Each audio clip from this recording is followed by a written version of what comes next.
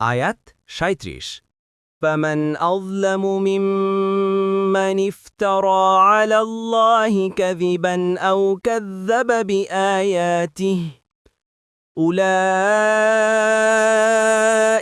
ينالهم نصيبهم من الكتاب حتى إذا جاءتهم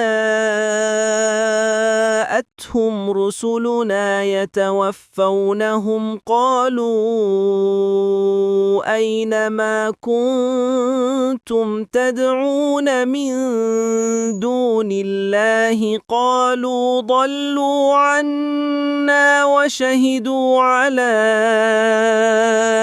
أنفسهم أنهم كانوا كافرين সুতরাং যে ব্যক্তি আল্লাহ সম্বন্ধে মিথ্যা রটনা করে কিংবা তার আয়াতসমূহে মিথ্যারোপ করে তার চেয়ে বড় জালিম আর কে। তাদের জন্য যে অংশ লেখা আছে তা তাদের কাছে পৌঁছবেই। অবশেষে যখন আমাদের ফিরিস্তাগণ তাদের জান কবজের জন্য তাদের কাছে আসবে, তখন তারা জিজ্ঞাসা করবে, আল্লাহ ছাড়া যাদেরকে তোমরা ডাকতে তারা কোথায়? তারা বলবে, তারা আমাদের থেকে উধাও হয়েছে, এবং তারা নিজেদের বিপক্ষে সাক্ষী দেবে যে নিশ্চয়ই তারা কাফির ছিল।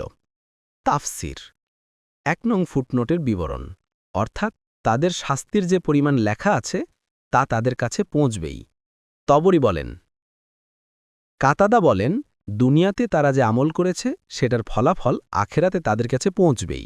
আর তাফসিরুস সাহিহ ২ নং ফুটনোটের বিবরণ, অর্থাৎ আল্লাহকে বাদ দিয়ে যাদেরকে তোমরা ডাকতে, যাদের তোমরা ইবাদত করতে, এখন তারা কোথায়? তারা কি তোমাদেরকে এখন সাহায্য করতে পারে না?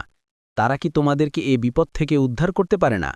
তখন তারা স্বীকার করবে যে আল্লাহ ছাড়া যাদেরকে তারা আহ্বান করত, যাদের ইবাদত করত, তারা সবাই তাদের কাছ থেকে হারিয়ে গেছে। এভাবে তারা তাদের নিজেদের বিপক্ষে সাক্ষী দিল যে তারা মুশরিক ছিল, তাওহীদবাদী ছিল না। মুয়াস্সার